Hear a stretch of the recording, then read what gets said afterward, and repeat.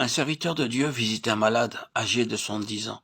Il lui parla du sang de Christ, et le malade lui répondit, « Oh oui, je sais que le sang de Jésus peut nous sauver. Je sais que si Dieu ne nous pardonne pas, nous ne pourrons pas entrer au ciel. » Mais le pasteur voyait que le vieillard n'avait pas du tout la conviction du péché. Il répondait toujours oui, mais sans aucune conviction. Le pasteur commença à désespérer. Il se mit à prier, demandant à Dieu de l'aider à faire comprendre à cet homme son état de péché. Tout à coup, une idée lui vint.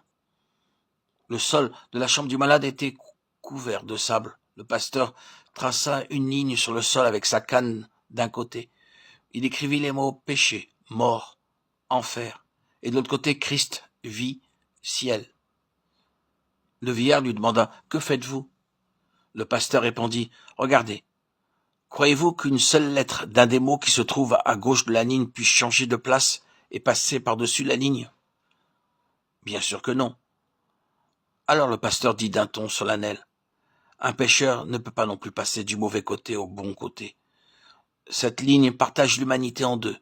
Ceux qui sont sauvés sont ceux qui se trouvent à droite, et ceux qui ne sont pas sauvés sont ceux qui se trouvent à gauche. Seul Christ peut nous faire passer du côté gauche au côté droit. De quel côté êtes-vous » Le malade ne répondit rien.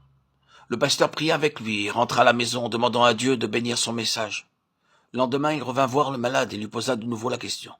« De quel côté êtes-vous » Le malade soupira et répondit « Du mauvais côté ». Mais peu de temps après, il accepta l'évangile et se donna à Christ.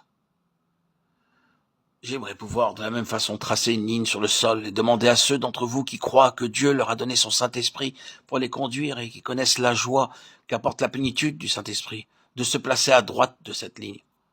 Ensuite, je demanderai à ceux qui se sentent encore charnels de se placer à gauche et de dire « Oh Dieu, je dois confesser que ma vie chrétienne est en grande partie une vie charnelle et que je suis sous la puissance de la chair. » Et alors, je plaiderai avec cela et je leur dirai qu'ils ne peuvent pas vaincre par eux-mêmes la puissance de la chair, ni en être délivrés par leur propre effort, mais qu'il leur faut venir à Christ pour être délivrés, car lui seul peut les faire entrer dans cette vie nouvelle.